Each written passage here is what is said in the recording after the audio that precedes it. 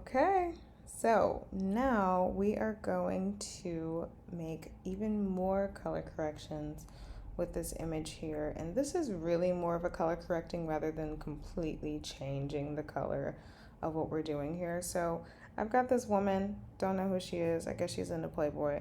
And we're going to duplicate our layer as always, Command J, and we're just gonna call her Nancy, I don't know.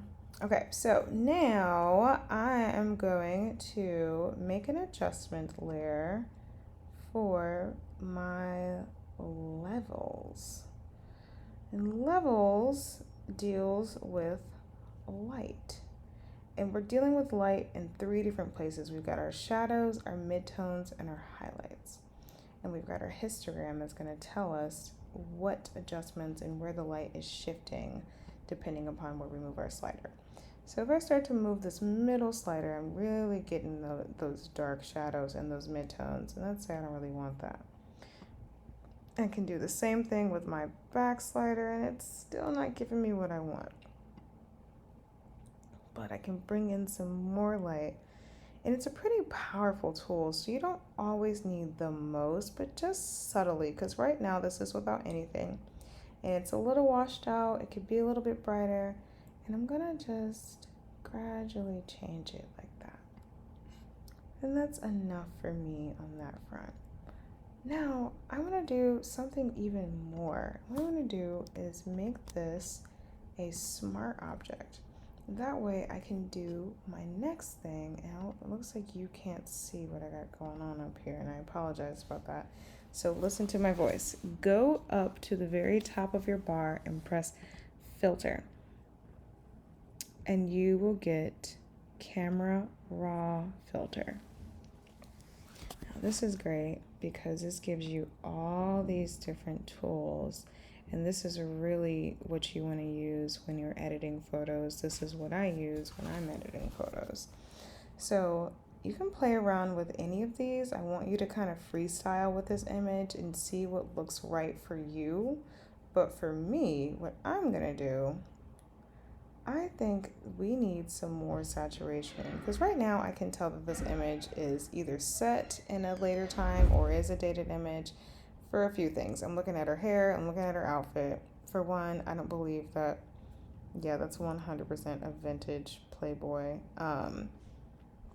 But if I want to make this look more like in modern times, I can do that by bringing up the saturation a little bit and not being too much about it. Let's see if I get too extreme nods, so it looks a little less than reality.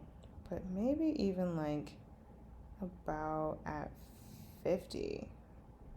That could bring up some color. And vibrance is like saturation, but just a little less intense, I could say, but combining them together can be a really powerful tool.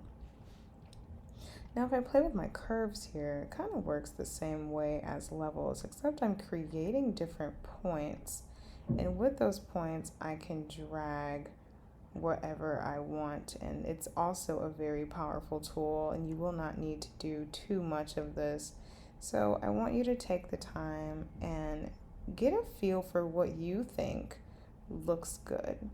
This one is more of a freestyle, and I want to just see how you feel this image can best be corrected. Now, don't be afraid to come in and, if you want to do some color adjustments, if you go to hue, it's going to specifically target those colors.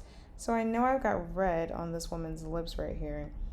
I can change that. You notice what's happening? But it's also affecting all of the reds in her skin, all the reds in the images. Any red pixel is going to be adjusted when I use these sliders.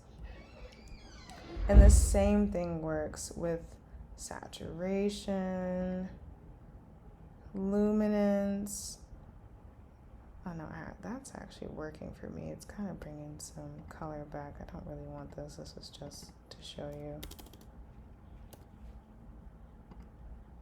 And even this. I think that looks more natural, just adding a little bit more orange to the skin. So make your way going down some of these tabs here and start playing around. There's not a lot of noise going on. I could sharpen it just a little bit.